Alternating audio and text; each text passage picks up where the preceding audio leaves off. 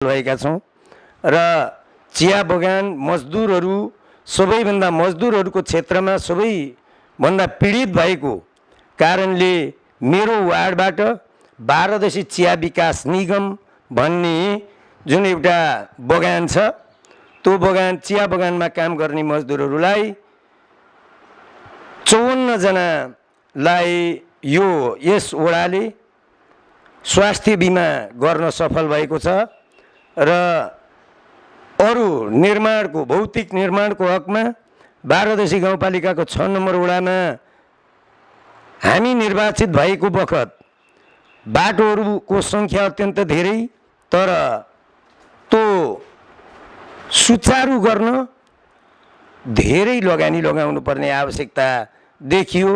जहाँ बिरामी हुँदा बिरामी बोक्ने एम्बुलेन्स आवत जावत गर्न सक्ने अवस्था थिएन। हामीले लगभग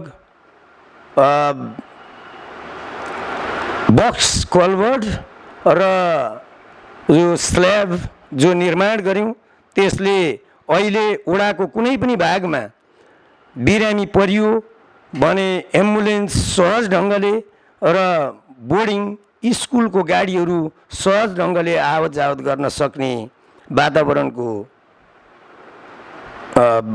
एउटा सुचारू रूपले यातायात सञ्चालन गर्ने वातावरण निर्माण गरेका छौँ।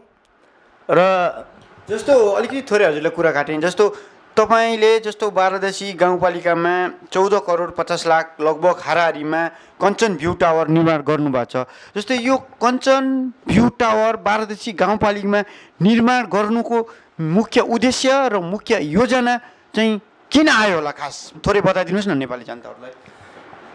12 गाउँपालिका यो 12 गाउँपालिका भन्ने 12 भन्ने जुन नामाकरण गरियो यो यही 6 नम्बर वडाको अलिकति ठाउँ अल्गो ठाउँ जो यहाँको मधेसी समुदायहरूले यसलाई मधेसीहरूको पहाड भनेर चिनिन्थ्यो र यो भौगोलिक कारणले भौगोलिक बनावट यसको अलिक फरक खालको रहेको र 12 भनेर चिनिने पहिला यही डाँडालाई चिनिन्थ्यो र यही डाँडामा चाहिँ एउटा भ्यू टावर किन निर्माण गरियो भन्ने कुरामा 12 गाउँपालिकाको एउटा गौरवको योजनाको रूपमा यसलाई अगाडि सारौँ। 12 गाउँपालिकाको मुख्य आम्दानीको स्रोत बनाऊँ। यहाँ लगभग 36 बिघा जग्गामा फैलिएको एउटा सुन्दर वन छ। त्यसको नजिकमा साधुकुटी मन्दिर जो 100 वर्ष अहिले वृद्ध आमा बुवाहरूलाई सोद्धा पनि अहिले जे अवस्थामा छ उहाँहरूले थाहा पाउँदा पनि यही अवस्थामा रहिरहेको भन्ने अत्यन्त पुरानो महत्त्व बोकेको पौराणिक महत्त्व बोकेको यो साधुकुटी मन्दिर यो आसपासको क्षेत्रलाई हामीले यो 12 गाउँपालिकाले पर्यटकीय स्थलको रूपमा विकास गर्नुपर्छ र यसलाई 12 गाउँपालिकाकै मुख्य आम्दानीको स्रोत बनाउनुपर्छ भन्ने 12 गाउँपालिकाकै एउटा सोच बनेर 12 गाउँपालिका वडा नम्बर 6 ले प्रस्ताव गर्यो र यहाँ भ्यू टावरको निर्माण गर्न सुरु गरिएको छ। त्यो भ्यू टावरको लागत योभन्दा 4 वर्ष अगाडि लागत इस्टिमेट गरिएको हो। त्यसमा 14.5 करोडको इस्टिमेट आएको छ। अहिलेसम्म 2.25 करोड रुपियाँ लगानी गरिसकिएको छ र 3 तला यसको निर्माण कार्य सम्पन्न भएको छ र यो भ्यू टावर यहाँ निर्माण गर्नुको कारण यो क्षेत्रलाई एउटा पर्यटकीय स्थलको रूपमा विकास गरेर 12 गाउँपालिकाको मात्रै होइन यो मुलुककै एउटा रमणीय बनाऊँ र आम्दानीको स्रोत बनाऊँ भन्ने उद्देश्य रह्यो। जस्तो हरेक वडापालिकामा अर्थात् गाउँपालिकामा अत्यन्तै गरिब अत्यन्तै दुखी बाँस गाँस कपास अथवा खाना लाउनलाई नपुग्ने बस्ने ठाउँ नहुने आफ्नो ओछ्यान नहुने, त्यस्ता अत्यन्तै गरिब पिउने पानीसम्म नहुने त्यस्ता अत्यन्तै गरिब परिवारका लागि तपाईँले चाहिँ के सुविधाहरू के उपलब्ध गराउनु तपाईँको रत्न प्रकाश योङगाङले वार्ड नम्बर 6 बाट चाहिँ के सुविधा दिनुभयो त हेर्नुहोस् न। धन्यवाद। मैले अघि नै भने बाह्रदेशी गाउँपालिकाको अत्यन्त विपन्न वडाहरूमध्ये 6 नम्बर वडा भन्दा विपन्न देखिएको हाम्रो अहिलेसम्म जुन डाटा उतार गरियो यो 4 नम्बर वडा हो, जहाँ मुस्लिमहरूको अत्यन्त ठुलो बसोबास छ। त्योदेखि पछाडि जनघनत्वको हिसाब अत्यन्त ठुलो रहेको हाम्रो बाह्रदेशी गाउँपालिका वडा नम्बर 6 हो। यहाँ 45 सालमा वन सुदृढीकरण आयोगले जग्गा वितरण गरिएको थियो।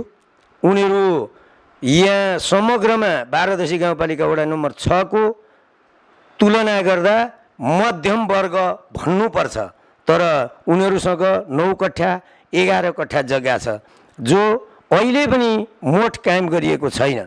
उनीहरू तो ध्वनि पूर्जा जो तपाईँको नाममा 2 कट्ठा र 7 कट्ठा दिएको छ, 2 कट्ठा र 9 कट्ठा दिएको छ, यो बस्नको लागि यो खेती गर्नको लागि भनेर जुन दिएको छ त्यसको मोठ कायम अझसम्म पनि भएको छैन।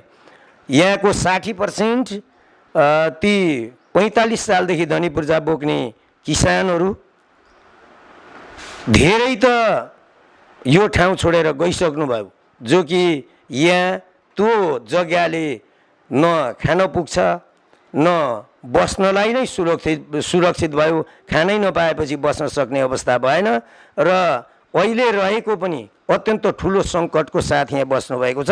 उहाँहरूको लागि यो विगतमा बनेको नेकपा एमालेको जुन एउटा कम्युनिस्टको सरकार थियो, त्यो सरकार रहँदा सुकुम्बासी भूमि सम्बन्धी आयोग जुन बनेको थियो, त्यो भूमि सम्बन्धी आयोगले पहिलाको डाँगीबारी 6 नम्बर वडा, 7 नम्बर वडा र 8 नम्बर वडा मिलेर अहिले बाह्रदेशीको 6 बनेको छ। र यो बाह्रदेशी 6 नम्बर वडामा डाँगीबारी गाउँ विकास हुँदा डाँगीबारी स्वास्थ्य चौकी एउटा थियो।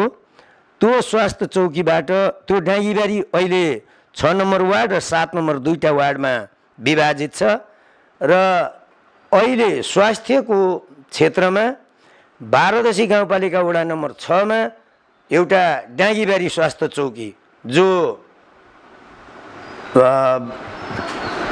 पहिलाको डाँगीबारी गाविसको केन्द्रबिन्दुमा लगभग रहेको छ सिमलचोक भन्ने ठाउँमा। त्यहाँ डाँगीबारी स्वास्थ्य चौकीबाट बाह्रदेशी गाउँपालिका वडा नम्बर 6 को आधा जनसमुदायहरूले स्वास्थ्यको सुविधा लिइराख्नु भएको छ। त्यहाँ ल्याबको सुविधा छ र सुविधा सम्पन्न एउटा भवन छ। त्यहाँ अहिले प्रसुति सेवा पनि सञ्चालन गरिएको छ। बाह्रदेशी गाउँपालिकामा पहिला राजगढ गाविस हुँदा राजगढमा प्रसुति सेवा थियो र अहिले बाह्रदेशी गाउँपालिकाको वडा नम्बर 6 मा अवस्थित जुन डाँगीबारी स्वास्थ्य चौकी छ त्यसमा त्यो सुविधा दिएको छ र बाह्रदेशी गाउँपालिका यो हाम्रो वडाको एउटा आधारभूत स्वास्थ्य चौकी, जो आधारभूत स्वास्थ्य चौकी भनिन्छ, त्यो हाम्रो बाह्रदेशी गाउँपालिकाको एकमात्र सरकारी विद्यालय पञ्चमणी मावि, उसको आडमै उसँगै जोडिएको त्यहाँ एकजना जग्गादाता जो रुद्र प्रसाद सङ्ग्रौला नाम गरेको व्यक्तिबाट 1 कट्ठा जग्गा लिएर त्यहाँ आधारभूत स्वास्थ्य चौकी भवन निर्माण, व्यवस्थित स्वास्थ्य चौकी भवन निर्माण गरिएको छ र हाम्रो वडामा अहिले 2 ठाउँबाट सरकारी स्वास्थ्य सेवा सुचारू छ र हाम्रो बाह्रदेशी गाउँपालिका वडा नम्बर 6 कै कार्यालयबाट पनि आयुर्वेद शाखाले नियमित रूपमा महिनाको 2 चोटि 5 गते र 20 गते यहाँको रोगी महानुभावहरूलाई औषधि निःशुल्क औषधि वितरण गर्ने व्यवस्था गरेको छ। र बिमा जुन स्वास्थ्य बिमाको कुरा हो, मैले अघि पनि भने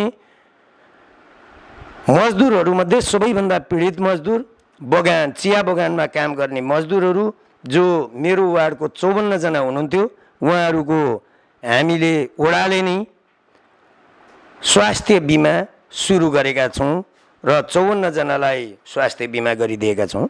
जस्तो कृषि अनि यातायातको भन्नुभयो, थोरै हामीले देख्यौँ सुन्यौँ। यहाँ बच्चा वितरण गर्ने, अहिले आजकै दिनमा पनि बङ्गुर पालक किसानहरूलाई विभिन्न गोष्ठीको आयोजना गरेर उनीहरूलाई बङ्गुर पालनबाट यसरी पाले किसानहरूले बङ्गुर पालक किसानहरूले फाइदा लिन सक्छ, यसो गरे तपाईँहरू घाटामा जान सक्नुहुन्छ भनेर ट्रेनिङको आयोजना गरिएको छ।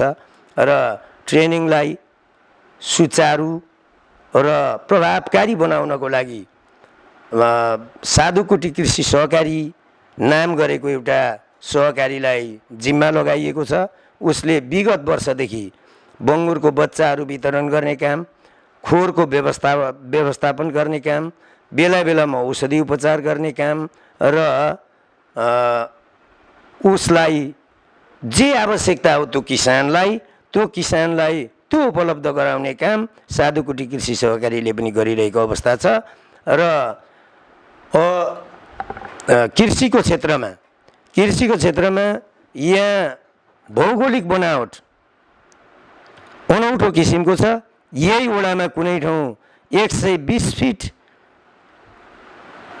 बोरिङ पाइप धसाउँदा पानी निस्किने ठाउँ छ भने कुनै ठाउँ मात्रै 30 फिटमा पनि पानी निस्किने ठाउँ छ। र यहाँ खोलाबाट सिँचाइ हुने क्षेत्र भनेको घाग्रा खोला रहेको छ बिचमा। घाग्रा खोलाको सेक्टर जुन नहर पहिल्यै योभन्दा 30 वर्ष अगाडि बनेको हो, त्यहाँबाट धेरै लाभान्वित हुनुहुन्छ। त्यसलाई त्यो सेक्टरको जन्म सुचारू भयो, तर सुचारू हुने क्रममा विभिन्न ठाउँमा समस्या आयो। त्यो पैनी लड्ने, माटो उठाएर पैनीमा पानी कुदाएपछि पैनी लड्ने भएपछि लाइनिङको लागि पनि यो वडाले आफ्नो वडाको बजेटबाट व्यवस्थापन गरेको छ।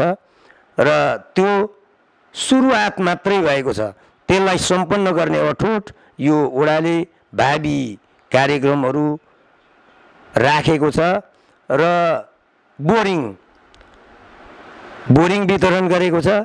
पर्याप्त त छैन, वडाको बजेट पर्याप्त नहुन सक्छ, भएन।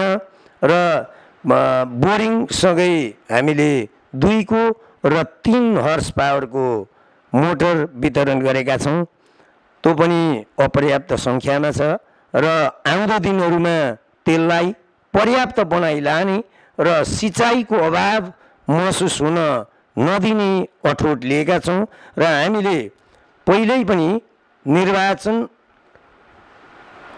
हुने बेलामा हामीले घोषणापत्रमै उल्लेख गरेको कुरा, एउटा नीतिको सङ्कट, नीति नै बाधक भएको कारणले 20 घरे भन्ने एउटा टोल छ जहाँ पैनीको स्रोत, स्थायी स्रोत छैन। र त्यसको नजिकमा एउटा खोला छ, अदुवा खोलाबाट पानी तानेर त्यो भेगलाई लगभग 400 बिघा जग्गालाई सिँचाइ गर्ने कार्यक्रममा उल्लेख गरेका छौँ। र आउने आर्थिक वर्षमा कुनै हालतमा त्यो योजना सम्पन्न गर्ने अठोट छ। जस्तो स्थानीय तहको चुनाव आउँदैछ, अब भर्खरै मात्रै अब वैशाख 30मा अन्तिममा गएर आफ्ना बारादेशी गाउँपालिका वार्ड नम्बर 6 का स्थानीय बासिन्दाहरूलाई स्थानीय तहको चुनावमा कस्तो भइरहेको छ, हिजो कसले के गर्यो भन्ने अहिलेको मतदाताहरू त्यति चेतना